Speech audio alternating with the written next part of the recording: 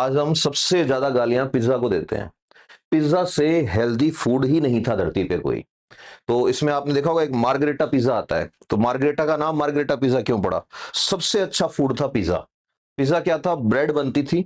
Bread बनाने से पहले सिर्फ गेहूं का आटा लेते थे और उसको 24 घंटे उसको फर्मेंट करते थे।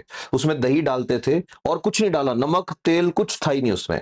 फिर उसके बाद 24 घंटे बाद वो फूल के फर्मेंट हो जाती थी। फिर लकड़ी का एक ओवन होता था, जैसे तंदूर होता है ना इंडिया में, ऐसे उसमें लकड़ियां जलाते थे, ऐसे खूब सारी लकड़ियां जला जला के उसको पूरा गर्म कर लेते थे। जब वो एकदम सिक जाता था तो उस टाइम उसके अंदर जैसे तंदूर में रोटी लगाते हैं ऐसे उसका डो लगा देते थे, ऐसे मोटा सा। अब वो डो सिक जाता था, तब तक सेकते थे जब तक उसके ऊपर धब्बे नहीं आ जाते। लेपर्ड स्पॉटिंग बोलते हैं उसको। अब उसके बाद उसको निकाल लेते थे। निकालने के बाद उसके ऊपर टमाटर रख के ये लोग खाते थे। और इनको ये पता था कि तुलसी जो है ना, तुलसी, इससे कुछ बीमारियों में फायदा मिलता है। मिडिल ईस्ट के अंदर भी ये लोग खाते हैं। तो वो तुलसी के पत्ते मिला के इसके अंदर खाते थे। अब जो गरीब लोग थे उनका पिज्जा ऐसा ही था। फिर थोड़ा टाइम बाद क्वीन मार्गरेटा जो थी, इटली की क्वीन थी, तो वो आती है वहां पे उस एरिया में दौरा करने। तो उस टाइम क्वीन मार्गरेटा ने कहा भी मेरे लिए वही खाना लेके आओ जो वर्कर लोग खाते हैं। जैसे आज भी होता है ना, कई नेता लोग मजदूरों के यहाँ खाना खाते हैं।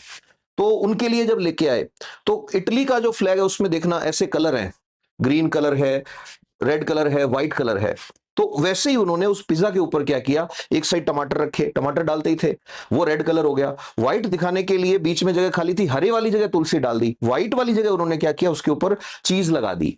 वो जो बनती थी उस टाइम, वहां भैंस जो थी उसके दूध से बनी हुई चीज लगा दी। अब क्वीन खा रही है तो वो फूड पॉपुलर होगा। अब फूड पॉपुलर हो गया, उसका नाम पड़ गया मार्गरेटा पिज्जा। अब बाद में कंपनी जो आई, जैसे ये कमर्शलाइजेशन होता है, तो जो चीज कंपनी के धक्के चढ़ गई उसकी सत्यानाश तय है। तो कंपनियों के धक्के जब चढ़ा तो वो कह रहे 24 घंटे क्यों पकाएं, क्यों हम पहले लकड़ी जला जला के ओवन जलाएं, क्यों हम ये करें। उन्होंने क्या किया, उन्होंने बदमाशी करनी शुरू कर दी। उन्होंने उसके अंदर क्रैम डालना शुरू कर दिया। उन्होंने उसके अंदर जो टमाटर थे उनकी जगह और कचरा डालना शुरू कर दिया। और वो पिज्जा जो सबसे हेल्दी फूड था, वो दुनिया का सबसे बेकार फूड बन गया। अच्छा, ये लोग टमाटर भी कहां से लाते थे? विसुवियस वॉल्केनो है एक, इटली के पास में, ज्योग्राफी में पढ़ा होगा। विसुवियस वॉल्केनो की राख में जो टमाटर उगते थे उनको लाते थे ये लोग। तुलसी भी वहीं से लेके आते थे। तो वहां क्या फायदा होता है, फास्फोरस और मैग्नीशियम बहुत हाई होता है, आयरन बहुत होता है उनके अंदर। तो पिज्जा सबसे हेल्दी डिश था।